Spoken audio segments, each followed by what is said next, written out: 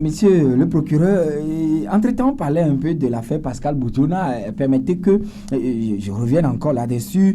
Dans l'affaire d'escroquerie, M. Abbas El-Youssef, le plaignant et ses avocats sont dans un silence total, si je peux le dire ainsi, depuis un moment. Soubertin Agba, Loïc Lefort-Prigent, accusés dans cette affaire, ne sont pas au Togo.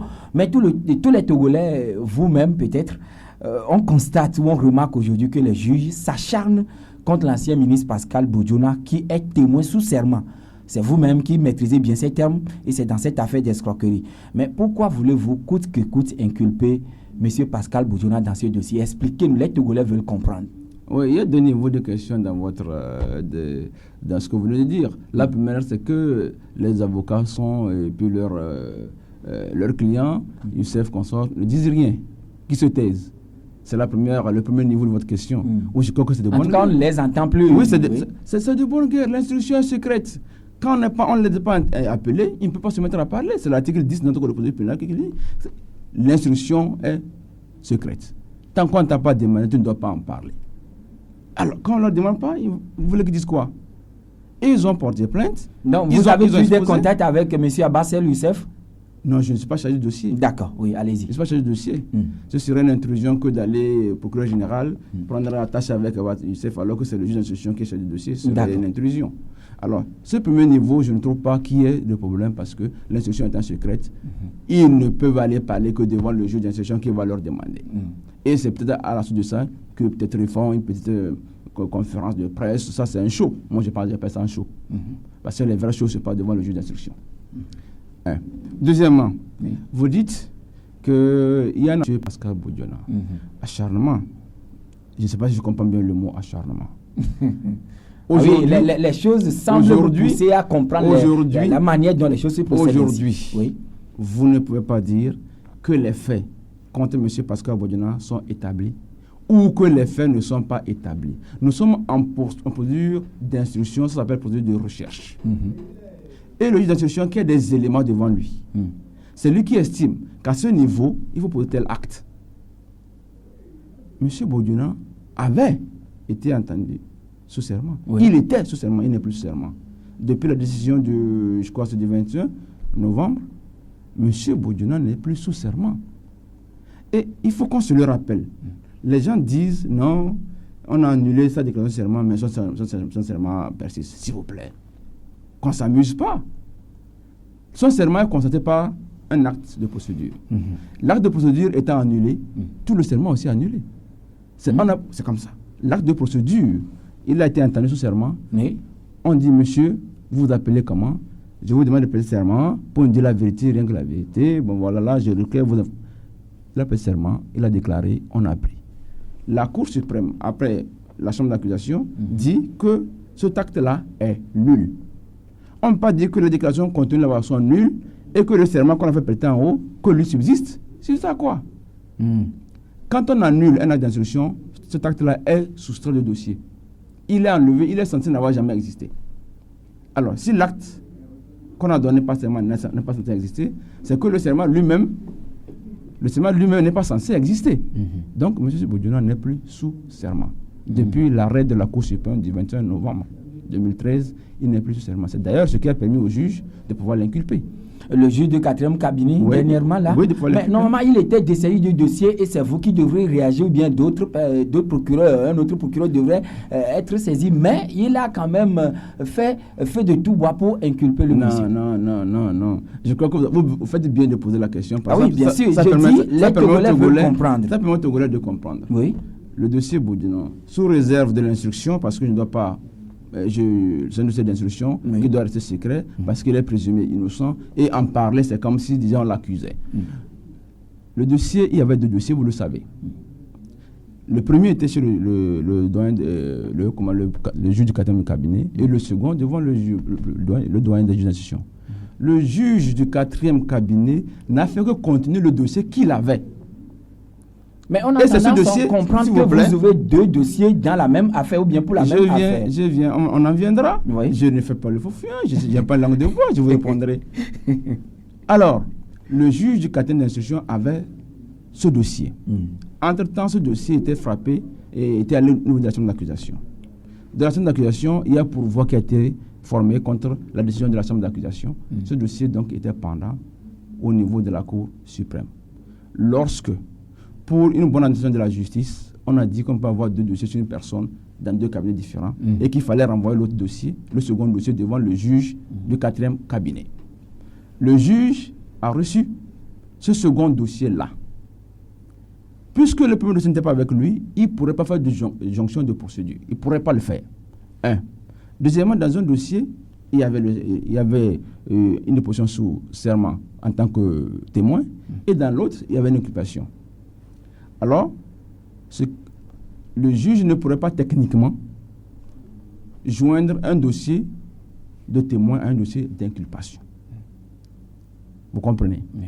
Monsieur Pascal Bodiona, quand le second dossier est arrivé devant le juge, a demandé et obtenu sur ce dossier une mise en liberté provisoire. Ce dossier, après la mise en liberté provisoire, a été envoyé devant la Cour d'accusation pour demander la nullité parce qu'on estimait que ce dossier est identique au premier dossier qui était au 4e cabinet. Ce à quoi la chambre d'accusation a accédé. Entre parenthèses, si vous parlez d'acharnement, pourquoi les juges auraient-ils eu la liberté d'annuler ce dossier quand ils ont estimé que le dossier devait être annulé? Ok, et cette annulation, quelles doivent être maintenant les conséquences? Les conséquences, c'est qu'il y a maintenant... Puisque, entre-temps, Pascal Bodiona a été détendu pendant plus de 7 mois. Oui. Non, on ne pourra parler des conséquences. Excusez-moi. On ne pourra parler des conséquences qu'à la fin de la procédure. Vous savez, dans la compétence des délais, on tient compte. Même si vous êtes déposé sous mandat et qu'on n'a pas encore été jugé, si vous êtes jugé par après, le temps passé avant le jugement est comptabilisé. On ne sait pas. On ne peut pas présager de ce que sera le dossier demain. Si demain, il venait être blanchi complètement, il lui appartiendra, le code prévoit, d'étudier les textes qui sont prévus. Mais s'il venait être condamné et qu'il fallait computer, on tiendra de la computation. Aujourd'hui, on peut encore se prononcer. On ne sait pas, le dossier n'est pas encore terminé. Ce serait prétentieux de dire voilà tel droit. Mais tout ce que nous savons, c'est qu'aujourd'hui, avec l'annulation de ce dossier qui était devant le juge d'instruction, le premier cabinet, il ne reste qu'un seul dossier concernant l'affaire d'escroquerie. Voilà, mesdames et messieurs, 22 21 80 99, mesdames et messieurs, maintenant la ligne vous est ouverte pour poser question à notre invité. Il s'agit du magistrat, le juge Nyambi Garba Kodjo, procureur général près la cour d'appel de Lomé. Mais monsieur le procureur, avant que les auditeurs ne puissent vous poser des questions, monsieur Christian Trémois, aujourd'hui secrétaire d'État auprès de du ministère de la Justice ou du ministre de la Justice, a été inculpé selon nos informations dans l'affaire de tuerie de jeunes filles. Contre toute attente, la justice aurait proclamé un non-lieu de son inculpation. Est-ce que nous sommes devant une justice de poids, de mesure ou bien c'est une justice de complaisance? Vous me donnez beaucoup l'occasion de parler. Contre toute attente. Oui. C'était quoi l'attente? Non, mais de toute façon, les gens disaient que tant que c'est vous, les juges, qui avez également inculpé ce monsieur, alors certainement qu'il y aurait quelque chose. Mais d'abord, on va prendre monsieur Pascal Bodiona. Ah bon? Allô? Allô? Oui, bonjour. Bonjour. C'est monsieur Pascal Bodiona? C'est moi-même. Ah, d'accord. Ok, notre invité est à l'écoute pour la question. Bonjour, monsieur le PG. Bonjour, monsieur le ministre. J'ai suivi avec grand intérêt vos explications en ce qui concerne le volet Bodiona à Pascal. C'est ça. Et je me devais, pour établir une forme de vérité, c'est ça, puisque la loi dit que vous devez veiller à l'application de celle-ci, dire que la chambre d'accusation a annulé la procédure par laquelle j'ai été détenu, pas parce qu'il y avait seulement 2 procédures, parce qu'il y avait des violations substantielles des règles de compétence et de procédure.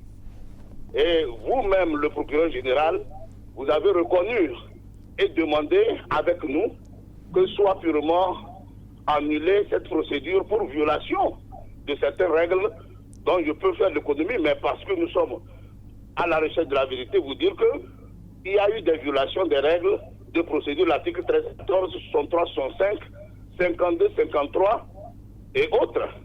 Donc dire sur les antennes que la procédure a été annulée parce qu'il y avait seulement 2 procédures me paraît inexact et je me devais de rétablir parce que je crois bien que la loi me permet, puisqu'il s'agit de moi, vous le parlez, vous êtes une partie au procès, il fallait que je rétablisse cela.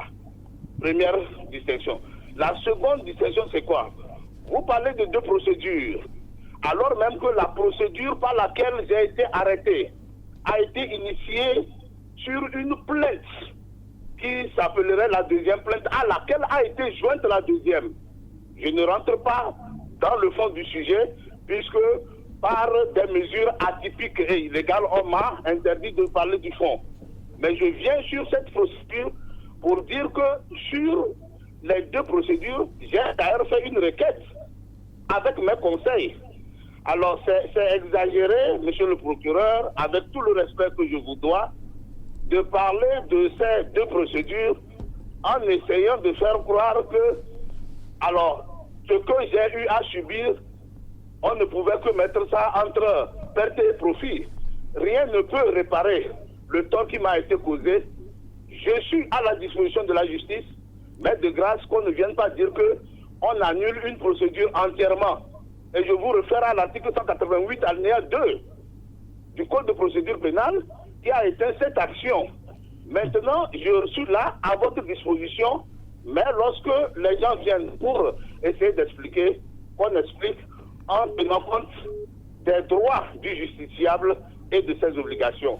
Pour le reste, je vous remercie, je vous souhaite bonne journée, monsieur le PG. Merci beaucoup, monsieur le ministre Pascal Boudjouna. Vous l'avez écouté, monsieur le PG. Oui, merci. Je crois que peut-être qu'on ne s'est pas bien entendu. J'ai plutôt dit ceci. La seconde procédure a été annulée.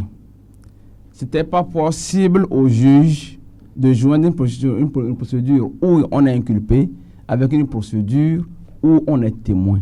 Je crois que sous serment. Sous serment. C'est ce que j'ai bien expliqué. Je n'ai pas dit que c'est parce qu'il y a deux procédures qu'on a annulé une. C'est pas ce que j'ai dit. Sauf si j'ai fait un lapsus. J'ai bien dit que le juge, ça fait deux procédures. Le juge ne peut pas joindre les deux procédures. Une inculpation et puis une où on est témoin. Donc peut-être monsieur le ministre doit peut-être... s'il n'a pas bien compris, c'est ce que j'ai dit. Deuxièmement, je n'ai pas dit qu'il n'a pas de droit parce qu'il a été détenu et puis la procédure annulée. Non.